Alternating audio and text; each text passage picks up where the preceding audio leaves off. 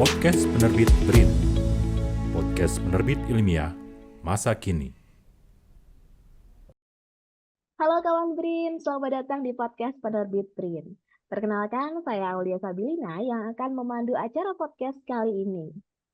Kawan BRIN sekalian, pada kesempatan ini kita akan membahas tentang salah satu karya audiovisual yang lolos seleksi dalam program akuisisi pengetahuan lokal BRIN yang berjudul Batik Kayu Pertama Dunia. Sebelumnya, bagi kawan BRIN yang mungkin belum tahu nih, program akuisisi pengetahuan lokal merupakan salah satu program unggulan dari BRIN dan penerbit BRIN yang sudah diselenggarakan sejak tahun 2020. Program ini bertujuan untuk mengenalkan dan juga meningkatkan pengetahuan publik terhadap kearifan lokal Nusantara. Adapun jenis karya yang diterbitkan dalam program ini adalah karya buku dan juga karya audiovisual.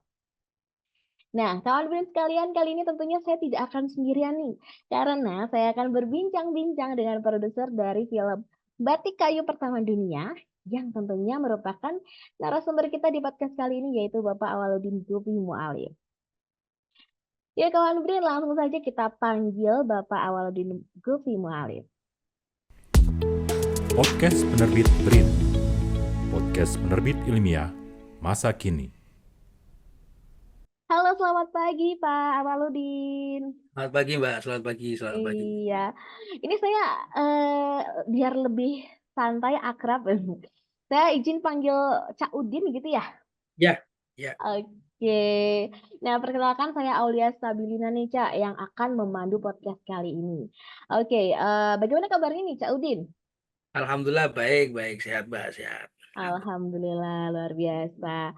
Oke, sebelumnya kami dari penerbit BRIN itu mengucapkan terima kasih kepada Cak Udin untuk meluangkan yang sudah meluangkan waktu begitu ya, waktu dan juga hadir dalam acara podcast kita pada hari ini.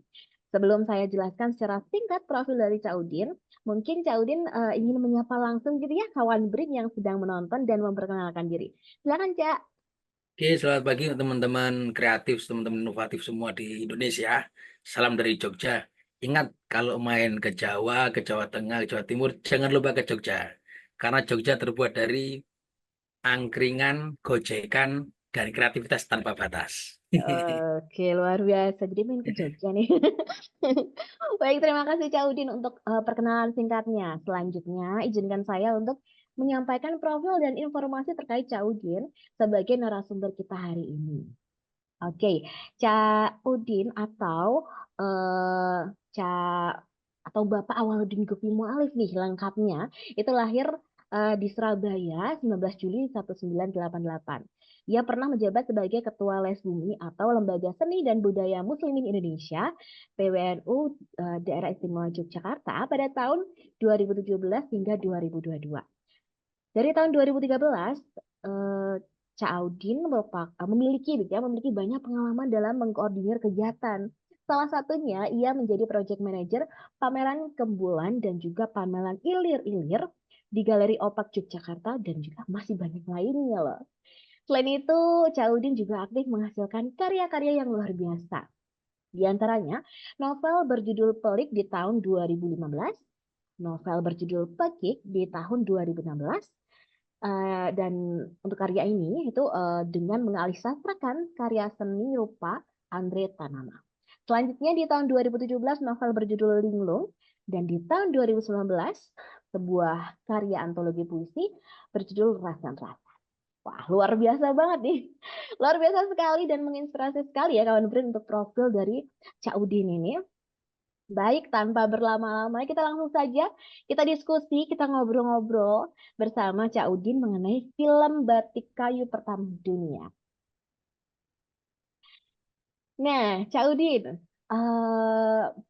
mungkin sebelum kita bincang-bincang gitu, kita diskusi tentang karya karya Cak Udin ini yang berjudul film Batik Kayu Pertama Dunia gitu ya. Kita ingin tahu gitu loh alasan atau awal mula Cak Udin memulai karir di dalam dunia produksi film itu awal mulanya tuh kapan terus gimana sih? Ya, terima kasih Mbak Aulia. Saya panggil Mbak Aulia ya. Iya boleh boleh. awal mula saya masuk ke dunia sinias atau sinematografi itu sebenarnya ketika pandemi. Jadi Oke. pemantik paling paling utama ya pandemi tersebut. Kemudian saya sebenarnya orangnya gaptek, Mbak. Saya itu sangat berjarak dengan teknologi sebelumnya itu. Ya sudah, kalau buku memang dunia kami, buku seni rupa dan lain-lain itu. Ketika pandemi itu akhirnya saya coba-coba iseng memang, buat coba lah kita bikin konten-konten kreatif awalnya gitu. Lalu saya bikin YouTube akun. Kata beberapa kawan agak sulit cak, mau masuk sih gitu. Tapi ya 1 tahun awal itu nggak tahu. Kami sengaja angkat konten-konten sejarah di Yogyakarta, situs-situs sejarah di Yogyakarta. Terus itu sampai cepet, intinya viewernya cepet, subscribe-nya cepet gitu lah, singkatnya gitu. Kemudian di tahun 2020 itu ada festival film di Yogyakarta yang dibuat oleh Kemenak, Kementerian Kanwil Kemenak DKI Yogyakarta dengan tema kalau dasar jejak wali Nusantara. Nah, itu saya terus mulai iseng-iseng coba lah kita bikin film itu. Nggak taunya juara satu. Itu nggak tahu juara satu. Itu film pertama kali saya bikin film pendek terus juara satu. Waktu itu menurut para juri, karena kalau di sini waktu itu kan 5 finalis itu diperdebatkan. Ide konsep kreatif kita itu dipertarungkan. Jujur saya nggak tahu. Saya penikmat film, iya. Saya suka nonton film, iya. Eh, Kata para juri, kuat di konsep, lemah di teknis. Itu yang waktu awal tuh. Kenapa? Jujur, film pertama saya bikin itu 5 menit kalau nggak salah itu pakai handphone, Mbak. Sebagai handphone. Dulu kami waktu di FKY, Festival Kesenian Jogja itu pernah menginisiasi workshop film. Saya ngundang kawan-kawan menggunakan handphone. Kenapa? Waktu itu pikiran kami gini, seorang seniman itu tidak boleh terbatas dengan alat, tidak boleh terbatas dengan ruang dan waktu. Apa yang ada di sekitar dia itu bisa dia jadikan satu apa namanya kerangka kreatif untuk bisa membuat sesuatu itu.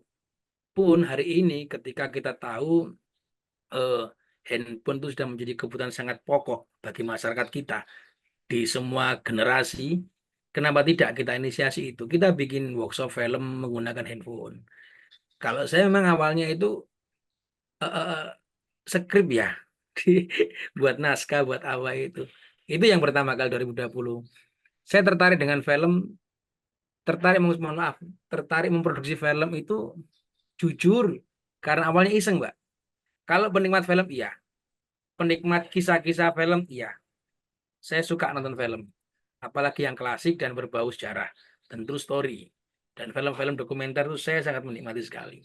Saya sangat menikmati sekali. Kemudian di tahun yang sama, di 2020, saya bikin lagi, juara 3. Menggunakan handphone lagi, jujur menggunakan handphone lagi. Lalu yang terakhir kemarin, 2000 terakhir 2023 ini di Ritz Hotel Calvington di Yogyakarta itu, saya bikin film pendek dengan judul Titik Temu. Itu juara 2 setingkat Yogyakarta. Semuanya saya gunakan menggunakan handphone. Menggunakan handphone. eh Harapannya waktu itu apa ya, Mbak? Kawan-kawan yang punya handphone tidak punya uang untuk beli DSLR dan lain sebagainya. Kami punya alat itu, saya punya alat itu. Ayolah kita bikin sesuatu yang kreatif dari apa yang kita pegang. Kita bikin sesuatu yang positif dari apa yang kita pegang. Dan kita bisa kok. Jadi kalau ayo bikin ini, bikin itu, alatnya kita nggak ada, alatnya kita nggak punya, itu bukan alasan. Bagi orang kreatif, segala sesuatu yang dekat bisa kita jadikan sebuah karya yang sangat positif. Semangatnya di situ, semangatnya. Semangatnya di situ. Begitu Mbak Olia. Luar biasa sekali. Berarti awalnya di saat waktu musim-musim pandemi gitu ya. Tapi sebenarnya basicnya Cak Udin ini memang sudah apa ya, sudah ada darah seni sastra ya, kan novel ya. Dulu ya ini ya karya-karyanya berawal dari novel itu. Terus juga karena pandemi jadi semakin apa ya, semakin terpantik untuk apa nih yang bisa digali lagi, apa ya, kreativitasnya tuh semakin tergali gitu, terpantik gitu dengan memanfaatkan apa yang kita punya begitu. Jadi nggak harus mungkin nggak harus menunggu wah punya sarana prasarana yang mumpuni dulu mungkin ya, yang mungkin orang-orang yang ini, tapi ya udah yang kita punya juga bisa menghasilkan karya gitu. Wah, luar biasa banget nih. Oke. Nah, ini kan sudah udah terkuak nih, Cak, bagaimana awal Cak Udin itu tuh menggeluti gitu ya, atau berkarya di dunia produksi film gitu. Nah, kalau ngomongin tentang film Batik Kayu Pertama Dunia nih, ini awalnya gimana nih? Kenapa bisa timbul ide membuat film ini nih? Awalnya itu saya lihat di Instagram pertamanya kok ada print ini, terus ya udah baca-baca dulu. Kemudian yang kedua kebetulan istri saya sendiri itu pembatik, Mbak. Oh, oke Istri saya oke. pembatik dan beliau juga lulusan sekolah seni, S1 S2-nya di seni dan insya Allah doain ini mau ke S3. Kemudian kita jalan-jalan lah saya dia dengan anak saya naik mobil muter-muter Jogja. Sampailah kita ke Krebet itu. Diem. Memang mungkin itu nganu ya, boleh dikatakan ketololan orang-orang seni ya. Kita bisa duduk itu berjam-jam melihat sesuatu yang nggak jelas gitu. Nah, lihat apa ya kok gini ya, kok asik ya, kok menarik ya. Itu awalnya. Karena emang pertama kita itu keliling nyari-nyari apa ya sama istri itu nyari untuk pewarna alam batik. Kita mau bikin karya ekoprint tapi dengan kain lah. Nah, menemukan tempat Krebet itu. Terus saya ngobrol dengan beberapa orang di warung di angkringan. Kalau di Jogja di angkringan mbaknya mesti sangat akrab kalau Jogja dengan angkringan. Di angkringan saya ngobrol, ada itu yang tertarik. Saya itu kemudian terus, wah ini menarik juga. Coba kok ada green tuh ya gitu kira-kira itu ya us. Coba kita bikin lah gitu. Itu awalnya itu. Dan jujur pertama saya juga nggak nyangka kalau di sana itu ternyata apa namanya batik kayu pertama di dunia. Saya nggak tahu. Saya nggak tahu. Taunya baru ketika saya coba angkat itu. Ternyata gitu Mbak Olia. Oke. Wah, ini berarti eh, emang ya kalau orang-orang seni itu emang unik gitu loh, Cak. Jadi berawal sebenarnya nyari keluar rumah kita keliling-keliling Jogja jalan-jalan sama keluarga awalnya nyari apa gitu, dapatnya double-double. Jadi sekali dayung gitu ya, Cak. Wah. Nah, ini berkaitan dengan tentang film Batik Kayu Pertama Dunia nih, Cak. Ini kan sebenarnya tuh apa ya, batik kayu pertama dunia itu tuh apa ya, kayak dibaca dari judulnya aja gitu itu kan kayak sebuah apa ya, klaim yang spektakuler gitu ya, pertama dunia. Nah, kalau boleh tahu nih Cak, mungkin bagaimana sih klaim itu muncul, kok bisa pertama dunia gitu? Ya, kalau itu muncul memang pertama kali saya wawancara dengan orang di sana, saya riset di sana itu memang pertama kali di tahun 88 itu mulai dimunculkan namanya batik kayu ini pertama. Berangkat dari masyarakat sana itu awalnya pembatik di kain, pembatik di kain. Kemudian ada beberapa orang tokoh seperti Pak Anton itu coba deh eh, bikin di kayu dengan teknik yang sama, dengan cara kerja yang sama. Bisa nggak kira-kira? Dimulailah itu dan ternyata bisa. Setelah bisa, dua orang awalnya hanya dua orang, kemudian bikin terus bikin. Sementara di Krebet di Jogja di Bantul itu kan amat sangat kaya apa namanya nah, amat sangat kaya hal yang bisa diangkat melalui produk ini. Kemudian mereka ini riset sudah ada belum ya batik kayu ini sebenarnya? Ternyata belum ada. Memberanikan diri mengatakan inilah batik kayu pertama di dunia. Sempat teman-teman kerajinan di Krebet itu diundang pameran sampai ke Inggris dan itu yang mereka kabarkan. Apalagi ini batik ini milik kita, batik milik milik Indonesia, sesuatu yang lahir dari keluhuran budi, sesuatu yang lahir dari kehalusan budi, dan dia itu salah satu produk kesenian atau jenis bentuk kesenian yang benar-benar memiliki nilai tidak hanya seni estetis dan artistik dalam karyanya, tetapi dia juga memiliki nilai terapis bagi para pembuatnya. Itu yang membuat mungkin kita ini di daerah yang menggeluti kerajinan batik itu orangnya lebih wise, lebih sabar, lebih peka, lebih adaptif dengan berbagai macam keadaan. Jadi itu hebatnya menurut kami. Sesuatu yang awalnya dibuat di kain, lalu kemudian dialihwahanakan, dialihmediakan, mohon maaf, di kayu, itu menjadi hal yang baru dan sampai per hari ini bisa menghidupi seluruh masyarakat desa, bahkan dusun yang lain datang-datang ke sana. Dari sesuatu yang kreatif, yang inovatif, akhirnya bisa membangkitkan nilai ekonomis di masyarakat.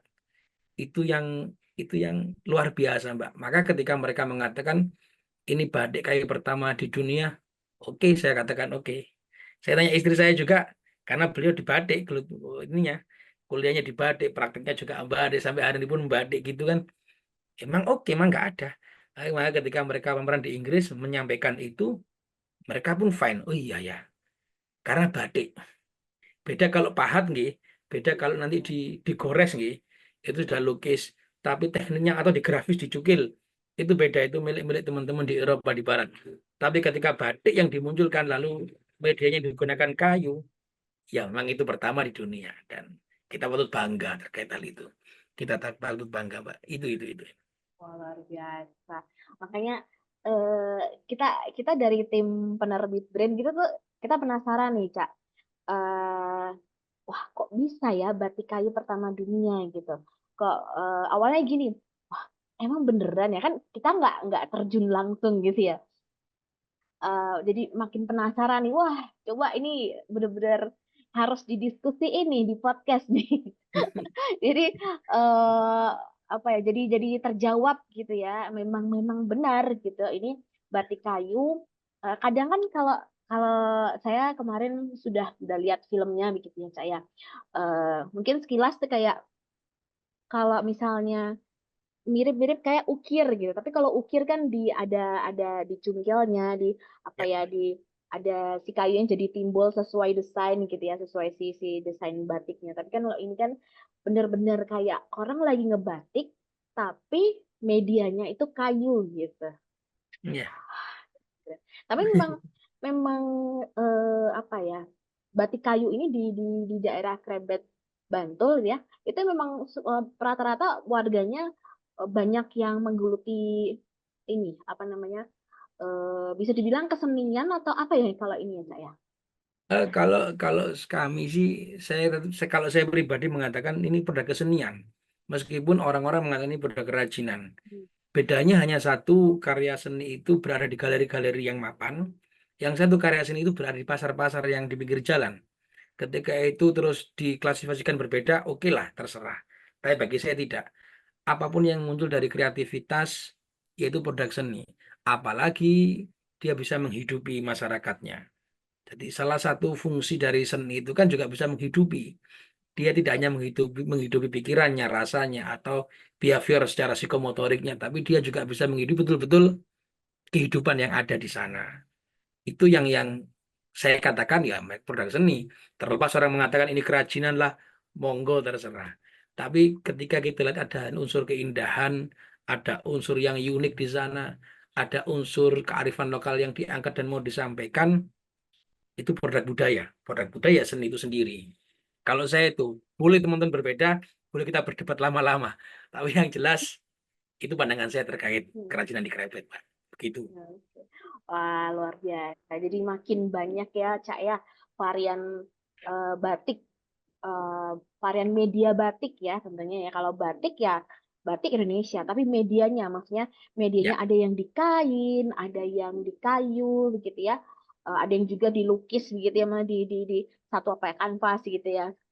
Wah, ini luar biasa. Ini kalau ngomongin tentang seni itu luas banget dan pastinya bakal lama. Dan tadi Cak Udin juga bilang mau debat tuh bakal panjang banget. Kalau debat debat itu kan berarti masing-masing pendapatnya ya. Jadi ya, ya eh kita hargain masing-masing pendapat masyarakat gitu. Oke, nah tadi kita udah bahas tentang ini dulu nih, tentang klaim spektakuler ini nih, udah terjawab juga dan memang memang nyata gitu.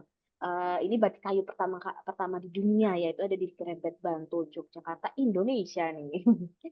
Oke, nah ini ngomongin tentang selanjutnya kita ngomongin tentang apa ya, proses produksi nih, Cak. Nah, di proses produksi ini kan tentunya prosesnya macam-macam ya, ada proses praproduksi, terus produksi hingga nanti finalnya gitu. Itu tuh ada nggak sih Cak, kendala gitu ya, kendala apa saja yang dialami dalam proses produksi film Batik Kayu Pertama Dunia ini? Mungkin bisa diceritakan ini ke kawan Brin. Oke, terima kasih Mbak Aulia. Kalau untuk produksi di film Badik Kayu Pertama Dunia ini, jujur pertama kali saya mau ngomong, sebenarnya saya secara pribadi ini masih ingin ngejar terus, ingin menyempurnakan terus, dan ingin mengulik lebih dalam, lebih ke dalam lagi. Karena yang kemarin kita bikin, yang kita sampaikan itu kan boleh kita katakan masih kulit luar dari sebuah tubuh, kalau bisa kita katakan sebagai jasad atau tubuh, sebagai karya seni itu. Tapi saya ingin ngulik, oke tubuhnya sudah saya bikin ini bentuk tubuhnya ini, sejarahnya tubuhnya secara universal ini. Tapi saya juga ingin tahu darahnya, dagingnya, tulang, kira-kira gitu lah, Pak. Itu yang mau kita telisik lagi. eh Alhamdulillah sih nggak ada kesulitan apapun ketika kita mengerjakan ini. Cuman yang kendalanya satu, mengatur pencahayaan yang ada di sana. Karena memang waktu kami bikin ini itu kita nggak menyiapkan properti lighting yang mapan, properti lighting yang apa namanya benar-benar kita persiapkan secara matang. Dan mungkin ini pertama kali saya bikin menggunakan DSLR yang jadul. Saya nggak menggunakan handphone ini, yang karya ini. Jadi, wah nata-nata cahayanya itu agak sulit. Oh iya wis. Jadi pengalaman baru. Oke, tapi memang udah deh kita buat tubuhnya dulu lah. Untuk ke dalam-dalamnya itu pasti ada keindahan yang lebih dan lebih-lebih lagi. Lebih ke situ.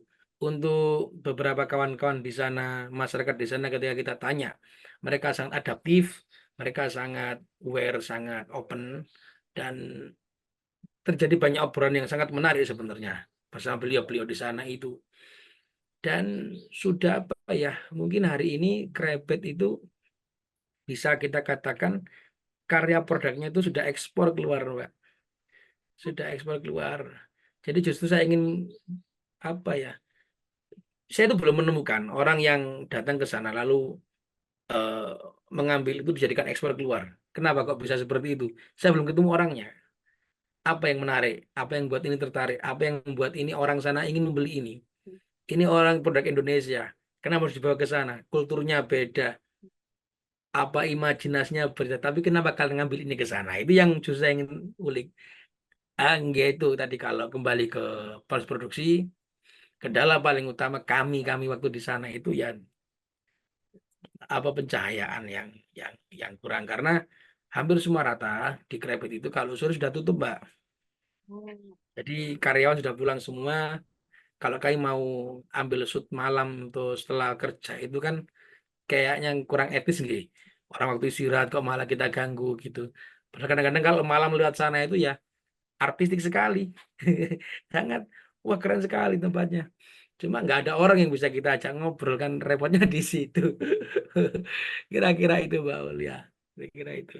Oke, lighting teknis berarti, tapi itu tidak mengurangi esensi dari karya Cak Udin kok. Jadi luar biasa gitu. Tapi Terima kami kasih. betul, saya setuju banget. Mungkin nanti bisa nih dibikin part 2-nya gitu.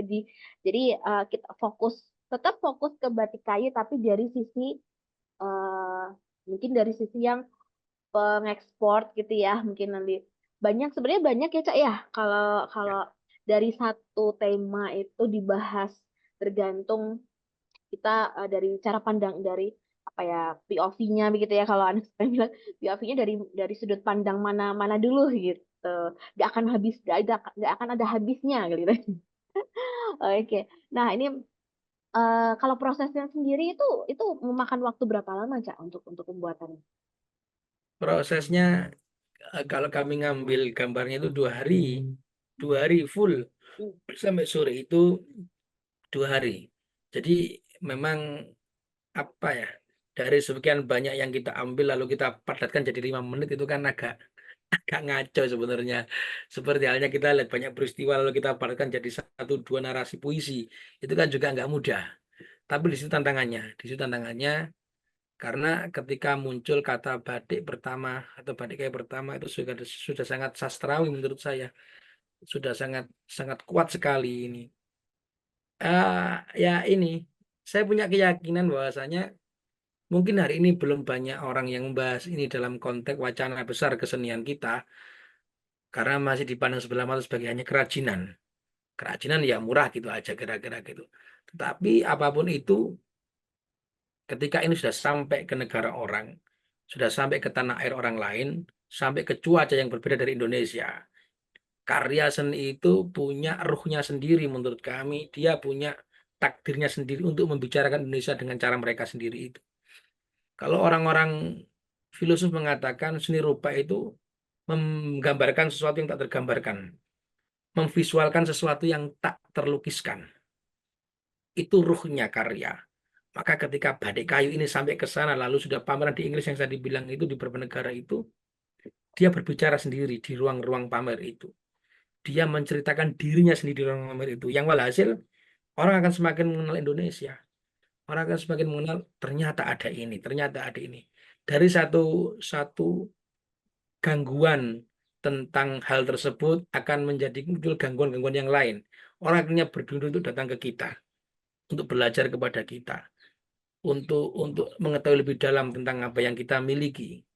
Dan disitulah kalau kami ini tetap optimis, Mbak. Nggak tahu ya, apa ya, pengrajin, seniman, dengan seluruh apa namanya regulasi di dalamnya, dengan seluruh orang yang ada di dalamnya itu, mereka ini saya yakin salah satu di antara banyak variabel yang hari ini juga akan bisa menceritakan Indonesia dengan sangat estetis, sangat artistik, damai, dan ayo loh, mainlah ke sini, mainlah kita gitu lah. Dan terima kasih Brin, kira-kira itu Wah, luar sebagai biasa. sebagai ruang yang bisa mengakomodasi hal ini semua. Keren-keren, saya lihat karyanya teman-teman keren-keren. Dan salah satu apa jembatannya, wasilahnya, kendaraannya, transportasinya untuk sampai ke wacana ke sana itu ya Brin ini. Terima kasih lah, hanya itu, Pak. Oke. Ini jujur Cak, saya merinding loh, Mbak. Dibilang satu apa ya, karya seni ini tuh kalau sudah di kancah internasional gitu ya istilahnya ya, itu udah memiliki apa ya, ruh sendiri untuk menyampaikan asal usulnya gitu ya, menyampaikan asal usul negaranya ini dari mana gitu. Keren sekali. Oke. Nah, ini masih berbicara tentang batik nih, Kak. Kebetulan kan tanggal 2 Oktober 2024 ini itu bertepatan dengan Hari Batik Nasional. Nah, kebetulan karya Cak Udin ini kan mengangkat tema tentang batik gitu ya. Nah, bagaimana nih harapan Cak Udin di Hari Batik Nasional ini? Harapan saya pertama-tama, ayo teman-teman muda khususnya, kita kalaupun kita tidak punya waktu untuk belajar secara teknis batik ini, tapi luangkan waktu untuk minimal membaca apa itu batik. Kalau membaca itu masih belum ada waktu, minimal kita luangkan telinga kita untuk mendengar batik itu apa sih. Kalau masih belum ada waktu, ya sudah, kita melihat saja, kita jalan-jalan lihat aja. Karena kenapa saya bilang seperti ini nitip keresahan saja sebenarnya. Di Jogja itu kebetulan istri saya pribadi itu istri saya sendiri itu ikut satu komunitas di Jogja untuk menggiatkan para pembatik muda. Kenapa? Karena per hari ini kita kekurangan itu. Kita kekurangan itu. Pembatik sudah tua-tua, semuanya anak muda sudah nggak punya minat ke sini. Maka ayo di hari batik ini mungkin kita jadi momentum untuk kembali kita tadi itu membaca, melihat, mendengarkan apa itu batik. Mungkin dari situ kita mulai ada ketertarikan dan dari situ kita mulai mencintai apa yang kita katakan itu milik kita sendiri. Jangan sampai nantinya ketika ini keluar di luar dari negara kita kemudian diakuisisi oleh negara lain, kita baru teriak-teriak. Asik kok batik itu asik kok. Kalau kalian ingin apa namanya mengetahui proses kehidupan manusia di Indonesia, salah satu tornya, salah satu core-nya itu ada di batik. Mulai kelahiran sampai kepada kematian. Dan itu warisan para leluhur kita yang sungguh luar biasa. Secara falsafah, secara nilai, secara value, secara knowledge, lengkap semuanya. Sesuatu yang lahiriah sampai batiniah, sesuatu yang material sampai spiritual, sesuatu yang rumit dan menyenangkan, sesuatu yang indah, membahagiakan, bahkan ada luka dan duka di sana, semuanya ada dalam batik itu. Kalau kalau kalau kalian ingin lebih tahu lebih dalam, baca tuh banyak batik-batik yang ada di Indonesia ini dari berbagai macam karakternya, culture-nya. Dan nantinya ketika kalian masuk ke sana, saya agak yakin ada dunia kutukan. Artinya kutukan itu kalau kau sudah mencintai apa itu batik, mengetahui apa itu batik, mungkin kamu akan jatuh cinta dengan batik. Dan ketika kamu jatuh cinta dengan batik, dengan sendirinya tanganmu ini tuh akan juga ikut mengabarkan batik dengan cara ada yang sama dengan cara mengabarkan apa yang dia sayangi dan dia cintai, terutama bagi batik, produk-produk kita sendiri, warisan luhur, luar warisan para seniman-seniman agung kita. Ayolah, jangan hanya tagline mencintai, tapi kita harus merasai sendiri itu apa itu batik. Itu Mbak dari saya. Terus suwun. Wah, luar biasa sekali ini, benar-benar banyak nih yang apa ya, quote-quote quote-quote tentang batik jatuhnya ini. Kalau kamu ingin mengetahui proses kehidupan manusia gitu ya, pelajari batik. Ini jadi pengen mempelajari batik nih, Cak. Kan batik di Indonesia banyak ya, luas. Di Jawa, nggak usah di Indonesia dulu, di Jawa aja banyak ya.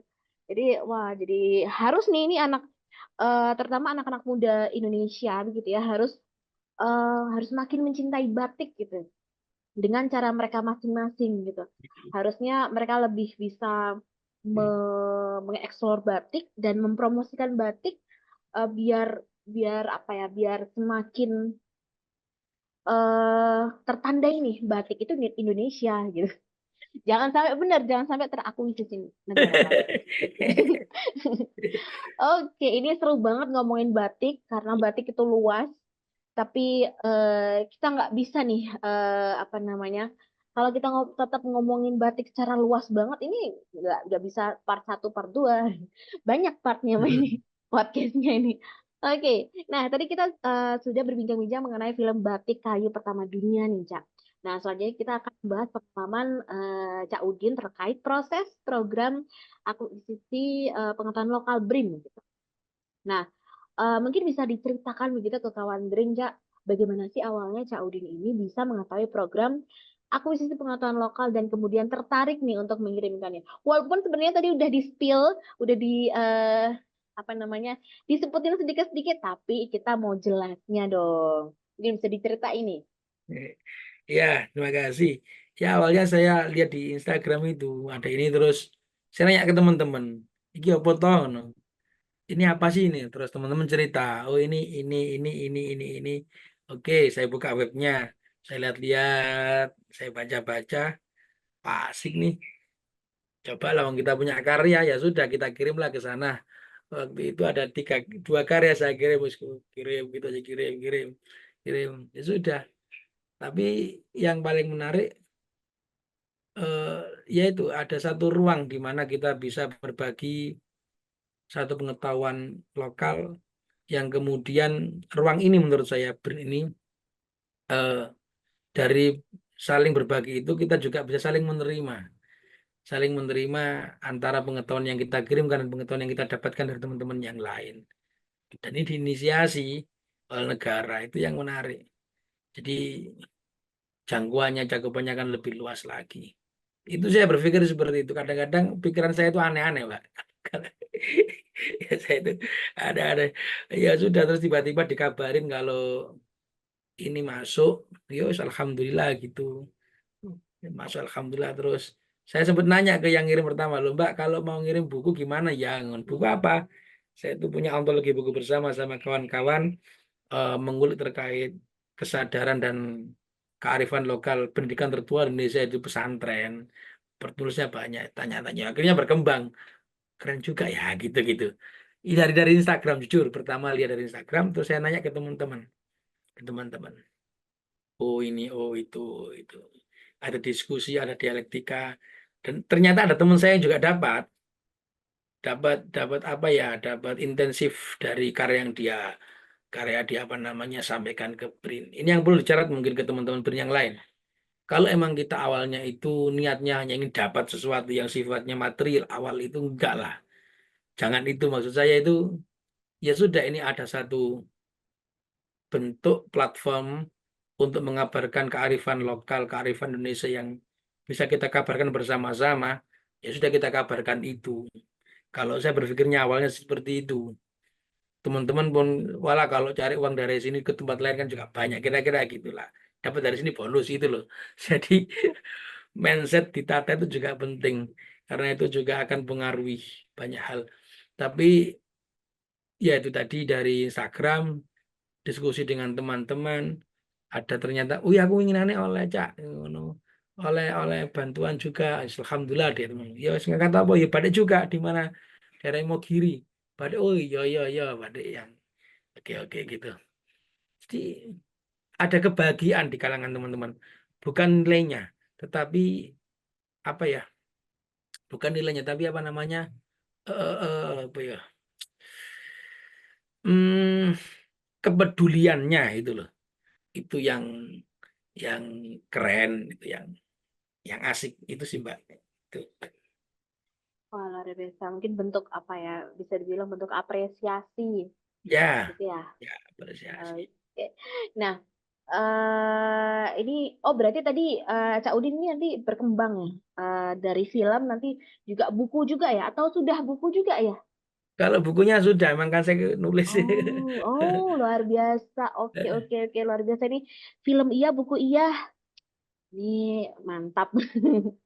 Oke, nah kalau kalau dari saya pengen ini nih, Cak, pendapat Cak Udin sendiri nih tentang pengen tahu nih bagaimana pendapat Cak Udin sendiri tentang program akuisisi pengetahuan lokal dan apa sih gitu ya dampak yang Cak Udin rasakan gitu ya atau mungkin Cak Udin lihat gitu bagi masyarakat luas gitu dari program akuisisi pengetahuan lokal ini. Apakah ada apa dampak positifnya begitu? Oke, ada positifnya. Pertama, motif orang melihat satu hal itu kan banyak hal, banyak motif. Kita nggak bisa menghakimi motif itu. Tapi paling tidak munculnya ini melahirkan banyak motif dari dalam diri setiap para seniman, para budayawan, atau para pelaku dunia seni untuk ikut dalam ruang ini, ikut berpartisipasi dalam ruang ini. Itu yang paling menarik. Ada daya gugah yang cukup cukup mengganggu agar kita bergerak, agar kita apa namanya bekerja, agar kita berimajinasi untuk buat suatu karya. Itu menurut saya BRIN di situ. Yang kedua, dengan apa namanya garis besar kearifan lokal, garis besar itu kebudayaan lokal, kesenian lokal, tradisi lokal, ini juga cukup mengganggu juga. Disadari atau tidak, boleh jadi bukan sekarang, Mbak, tapi 5-10 tahun mendatang, BRIN ini dengan seluruh kontennya di YouTube, dengan di platform semua media digital, bisa jadi akan jadi museum virtual tentang kearifan lokal itu sendiri. Akan bisa menjadi satu arsip, tidak hanya arsip, tapi sebuah museum monumental orang untuk melihat kearifan lokal, melihat kesenian lokal, produk-produk yang mungkin 10-20 tahun mendatang kita tidak akan menemuinya. Mungkin. Harapannya tetap lestari. Tapi boleh jadi itu akan mulai tergerus. Karena zaman bergerak. Pergerakan zaman tidak ada yang bisa mencegah. Itu sudah sunatul alam. Tapi paling tidak, kalaupun akan terjadi semacam itu, BRIN dengan sekarang yang dikerjakan akan menjadi satu museum baru, museum virtual, museum yang besok-besok menjadi satu rujukan untuk generasi ke depan melihat dan bisa mengambil pengetahuan dari sini. Itu Mbak. Ini bukan hanya platform lembaga yang sifatnya hanya memberikan apresiasi, tapi tanpa disadari ini sudah menjadi ruang pengetahuan. Bukankah ilmu itu, orang tanpa ilmu tidak akan pernah maju, Orang tanpa agama nggak akan pernah bahagia. Orang tanpa seni nggak akan pernah indah. Itu sih, Pak. Makasih. Luar biasa nih. Wah, ini nggak kerasa ya kita ngobrol-ngobrol Cak dari pagi menjelang siang dan ini udah siang. Dan ini Cak, terakhir, tapi ini gongnya nih. Apa nih pesan khusus untuk kawan Brin yang ingin mengikuti jejak Cak Udin, yaitu dalam mengirimkan karya-karyanya melalui program akuisisi pengetahuan lokal gitu. Mungkin bisa Cak Udin mengajak gitu anak muda gitu untuk berkarya seperti Cak Udin. Silahkan. Ya, teman-teman, ayo kita berkreativitas bersama-sama. Kita manfaatkan ruang yang sudah ada.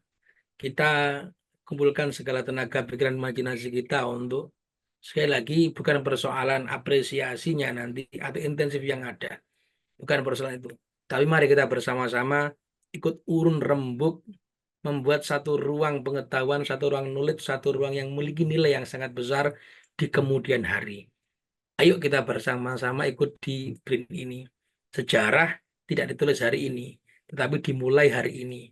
Ke depan, kalian dan kami-kami kita bersama ini mungkin yang akan menjadi orang yang dicatat oleh orang di kemudian hari. Itu dari saya. Tetap semangat. Oke, luar biasa. Terima kasih Cak Udin. Tapi tunggu dulu, jangan kemana-mana dulu Cak. Oke, luar biasa kawan Brin sekalian. Ternyata seru banget perbincangan kita kali ini. Tidak terasa nih, kita sudah berada di penghujung waktu. Dari Cak Udin mungkin ada yang masih ingin disampaikan kepada kawan Brin sebelum kita tutup obrolan di podcast kali Enggak, ini. Ya, enggak cukup lah. oke. Nah, bagi kawan Brin yang belum nonton film Batik Kayu Pertama Dunia, dapat menonton di kanal YouTube Brin ya. Dan sekali lagi saya ucapkan terima kasih kepada Cak Udin atau Bapak Awaludin Lutfi Mu'alif lengkapnya ya, yang sudah meluangkan waktunya untuk berbincang-bincang, berbagi pengetahuan dan juga pengalaman untuk kita semua. Terima kasih Cak Udin, sehat selalu, salam untuk keluarga, sampai jumpa. Terima kasih. Baik kawan Brin sekalian, semoga podcast kali ini dapat memberikan informasi yang bermanfaat untuk kita semua ya. Selain itu bagi kawan Brin yang ingin mendapatkan pengalaman menarik untuk berpartisipasi dalam program akuisisi pengetahuan lokal Brin, seperti Cak Udin tadi, atau Bapak Awaludin, dapat mengirimkan karya buku atau karya audiovisual melalui tautan di bawah ini ya. Baik, sekian podcast kali ini. Saya Aulia Sabilina pamit undur diri. Nantikan terus podcast episode selanjutnya ya. Sampai jumpa, terima kasih. Podcast Penerbit BRIN. Podcast penerbit ilmiah masa kini.